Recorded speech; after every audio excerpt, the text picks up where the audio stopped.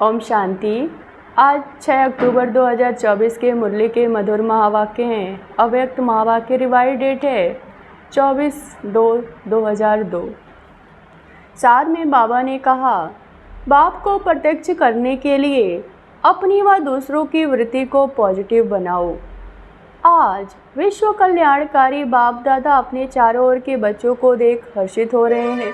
हर एक बच्चे के मन में उमंग देख भी रहे हैं और सुन भी रहे हैं। सभी के मन में लक्ष्य एक ही है कि जल्दी से जल्दी बाप समान बने। लक्ष्य को देख, हिम्मत को देख, श्रेष्ठ संकल्पों को देख बाप दादा खुश हैं। साथ साथ यह भी देख रहे हैं कि लक्ष्य सबका बहुत ऊंचे से ऊंचा है, लेकिन प्रत्यक्ष रूप से लक्षण नंबरवार है। लक्ष्य और लक्षण समान हो अर्थात बाप समान बनना है। जो भी सेवा के स्टेज पर निमित्त बने हैं वह सदा एक ही संकल्प में रहते हैं कि बाप को प्रत्यक्ष कैसे करें, कब होगा, ऐसे संकल्प चलता है ना। बाप फिर बच्चों से पूछते हैं कि बच्चे आप सभी संपूर्ण स्वरूप में स्वयं कब प्रत्यक्ष होंगे। बाप का कनेक्शन बच्चों के प्रति है। वह डेट भी फिक्स की है, वह डेट फिक्स नहीं होनी है। डबल फॉरनेस कहते हैं कि कोई भी प्रोग्राम की डेट 1 साल पहले फिक्स किया जाता है, ऐसे कहते हैं ना। तो बाप कहते हैं स्वयं को प्रत्यक्ष करने की डेट फिक्स की है। मीटिंग्स तो बहुत की है ना, करते भी रहते हैं। आज फलानी मीटिंग है, आज कल फलानी मीटिंग है। अभी भी कितने मीटिंग वाले आए हैं, 3 मीटिंग वाले आज भी बैठे हैं। यह तो बहुत अच्छा है, लेकिन इस मीटिंग की डेट कौन सी है? जो सोचो वही बोलो, वही कर्म हो। संकल्प, बोल और कर्म तीनों श्रेष्ठ लक्ष्य प्रमाण हो। बाप दादा देखते हैं कि यह सर्व विश्व कल्याण के निमित्त बने हुए बच्चे सर्व आत्माओं के कल्याणकारी प्रत्यक्ष रूप में स्टेज पर कब आएंगे। हर एक गुप्त पुरुषार्थ में है, लगन में है। यह भी बाप दादा देखते हैं, लेकिन इस विशेष संकल्प की लगन में मगन कब होंगे। लगन तो है, लेकिन निरंतर इस संकल्प को संपन्न करने में मगन रहना अर्थात निरंतर इसी संकल्प को पूर्ण करने के प्रैक्टिस स्वरूप में हो। अभी संकल्प और प्रत्यक्ष कर्म में अंतर है। होना तो ही है ही, करना भी बच्चों को ही है। बाप तो बैकबोन है ना।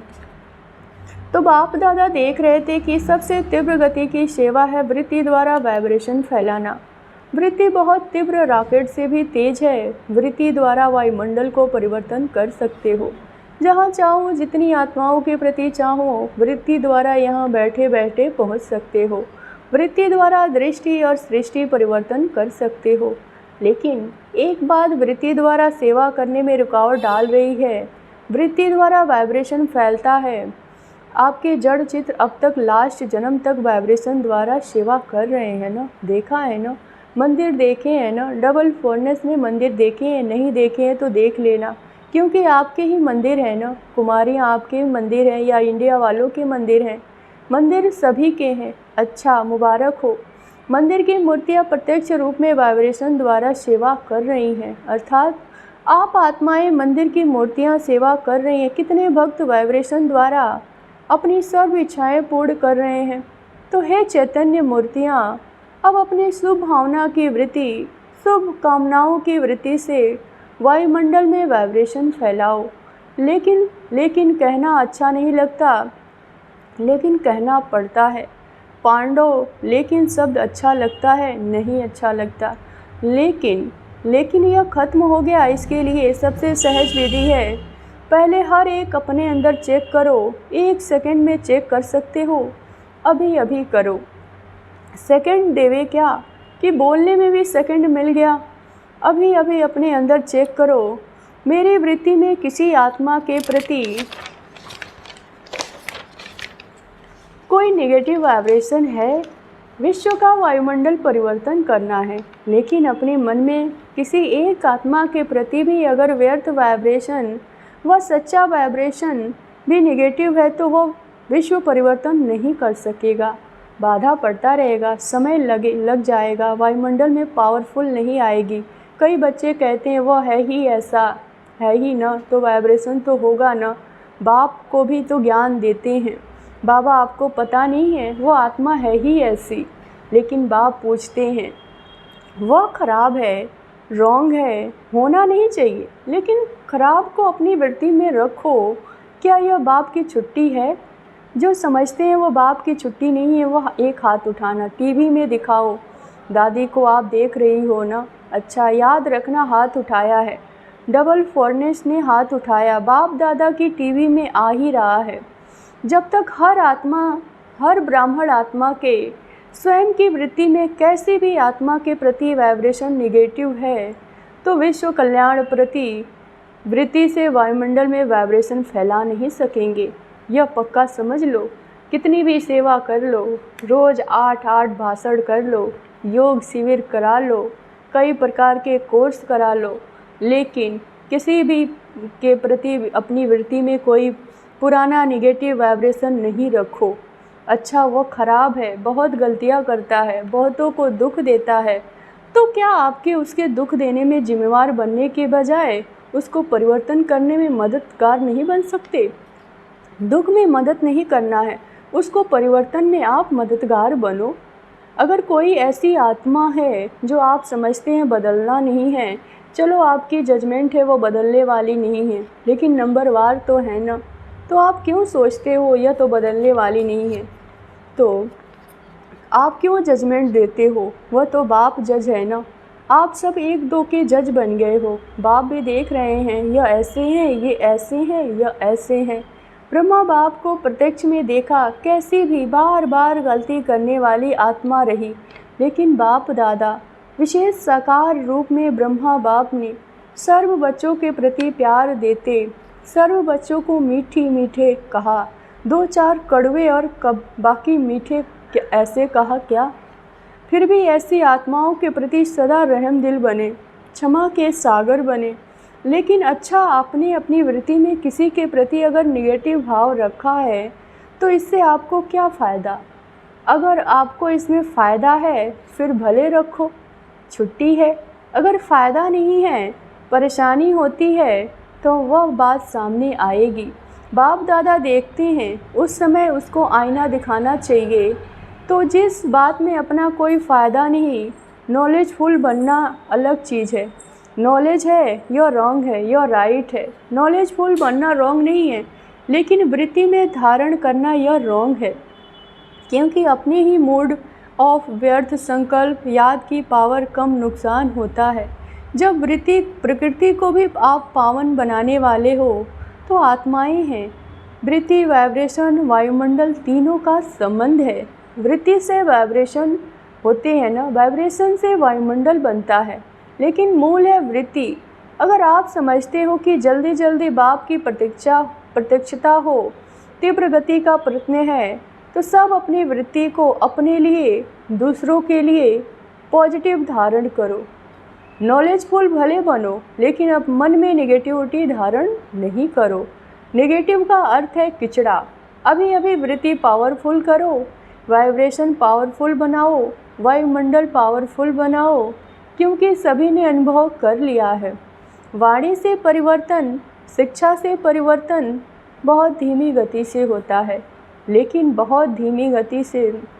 अगर आप फास्ट गति से चाहते हो तो नॉलेजफुल बनो, क्षमा स्वरूप बनो, रहम दिल बनो, शुभ भावना, शुभ कामना द्वारा वायुमंडल को परिवर्तन करो। देखो, प्रत्यक्ष देखा है आप सबने, मधुबन में जो भी आते हैं सबसे ज़्यादा प्रभाव किस बात का पड़ता है? वायुमंडल का ना।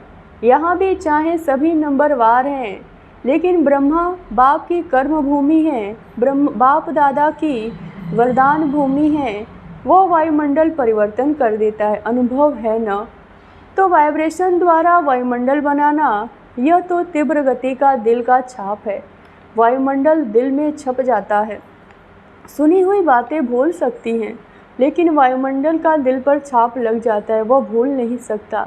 ऐसे हैं बाप दादा, सुनते रहते हैं प्रत्यक्षता कब होगी। आपस में रूरिहान तो अच्छी करते हो, अच्छा है बोलो। पांडव अभी क्या करेंगे? वायुमंडल का पावरफुल बनाना है। चाहे सेवा केंद्र है, चाहे जो भी स्थान है, प्रवृत्ति में रहते हुए वायुमंडल पावरफुल। चारों ओर का वायुमंडल अगर संपूर्ण निर्विघ्न, रहमदिल, शुभ भावना, शुभ कामना वाला बन जाएगा तो प्रत्यक्षता में कोई देरी नहीं। अभी बाप दादा ने जो डेट दी है वो बाप दादा को याद है। हिसाब तो पूछेंगे ना। हर एक ने अपना अकाउंट तो रखा है ना, तो अकाउंट में बाप दादा यही चेक करेंगे, वृत्ति में, दृष्टि में, बोल में, रहम दिल, शुभ भावना और शुभ कामना वाली आत्मा कितने परसेंटेज में रही। अभी भी 15 दिन होंगे ना, ज़्यादा है। अच्छा, जिसने नहीं किया वह तो 15 दिन भी कर लेना तो भी पास कर लेंगे। बेटी को बिंदी लगाना और रहम के सिंधु बन जाना, क्षमा के सिंधु बन जाना, बाप दादा ने ड्रिल कराई। सुना सभी ने? अच्छा, 3 मीटिंग वाले जो आए हैं, स्पार्क वाले, वो हाथ उठाओ। अच्छा है, बहुत अच्छा। अभी इसी विषय पर रिसर्च करो, वायुमंडल कैसे प्रैक्टिकल में श्रेष्ठ से श्रेष्ठ बना सकते हो। रिसर्च कर रहे हो ना? ऐसा वायुमंडल बनाने के लिए क्या क्या बुद्धि में रखना है, क्या क्या कर्म में करना है, संबंध संपर्क में करना है। अच्छा है, अपने आप को बिजी रखते हो, अच्छी बात है। लेकिन बाप दादा यह प्रैक्टिकल अनुभव देखना चाहते हैं कि कैसे प्रैक्टिकल किया, उसका परिणाम निकला। अगर बीच में कुछ भी रुकावट आई तो क्या आई, यह अनुभव प्रैक्टिकल करके देखो। सिर्फ पॉइंट नहीं निकालना, यह करना नहीं, करो, अनुभव करके एग्जाम्पल बनकर दिखाओ। वह एग्जाम्पल औरों को सहयोग देगा, ठीक है ना? यह रमेश भाई निमित्त हैं। अच्छा है, अभी भी 15 दिन पड़ा है, अभी लास्ट नहीं हुआ है, अभी बहुत गया लेकिन थोड़ा रहा है। तो स्पार्क वाले ऐसा प्रैक्टिकल करके देखो, औरों को दिखाओ। ठीक है, कर सकेंगे, हो सकेगा। अच्छा, ठीक है, बहुत अच्छा। दूसरी मीटिंग है ट्रांसपोर्ट की। ट्रांसपोर्ट वाले को सबको सुख देंगे। ट्रांसपोर्ट वाले हाथ उठाओ। अच्छा, बहनों के बिना तो गति नहीं है। ट्रांसपोर्ट वाले क्या करेंगे? सिर्फ यात्रा कराएंगे। ट्रांसपोर्ट वाले ऐसे आपस में प्रोग्राम बनाओ जो किसी भी आत्मा को कम से कम समय में दुख की दुनिया से पार करके थोड़ा समय के लिए शांति की यात्रा करा सको। चलो, परम धाम तक तो पहुंचना मुश्किल है, लेकिन दुख के दुनिया से शांति की यात्रा तो कर सकते हैं ना। वो प्लान तो बहुत बनाओ। चारों ओर की यात्रा वालों को बाप दादा का संदेश तो पहुंच रहा है, पहुंचाएंगे ही, क्योंकि कोई भी वैगर रह नहीं जाए। यह अच्छा है। जो वर्गों की इन्वेंशन निकलती है यह अच्छी है, उलाहना नहीं मिलेगी, कोई भी वर्ग रह नहीं जाएगा। हर एक अपने वर्ग को आगे बढ़ाने का उमंग तो रखते हैं ना। यह बहुत अच्छा है। लेकिन अभी जो भी वर्ग बने हैं, कितने समय से वर्ग चल रहे हैं? 1.5-2 साल हो गए या ज़्यादा हो गए, 10-12 साल वर्गों की सेवा, 10-12 साल हो गए। अच्छा, बहुत टाइम हो गया। वर्ग वालों के लिए बाप दादा का एक संकल्प है। बाप दादा ने 2-3 बार कहा है, लेकिन हुआ नहीं है, कि हर वर्ग ने जो जितने समय में भी सेवा की, उस एक एक वर्ग के विशेष सर्विसेबल, चाहे सहयोगी हैं, चाहे हाफ योगी हैं, कभी कभी आते हैं, रेगुलर नहीं है, ऐसे कोई हर वर्ग वाले कम से कम 5 तो सब वर्ग के सामने आने चाहिए। मधुबन में वह सभी देखे कि वर्ग वालों ने चाहे 10-12 हो, लेकिन 5 लाओ पक्के, अच्छे सहयोगी, सेवा के निमित्त बनने वाले। 5-5 तो निकाल सकते हैं या नहीं? निकाल सकते हैं तो लाओ। कब लाएंगे? वह दादियों के ऊपर है। बाप दादा के प्रोग्राम में लाएंगे, वह भी ऐसे बाप दादा के मिलने के लायक हो। 5 तो निकल सकते हो ना? ज़्यादा नहीं कहते, बस 5 तो यह दादियाँ पास करेंगी।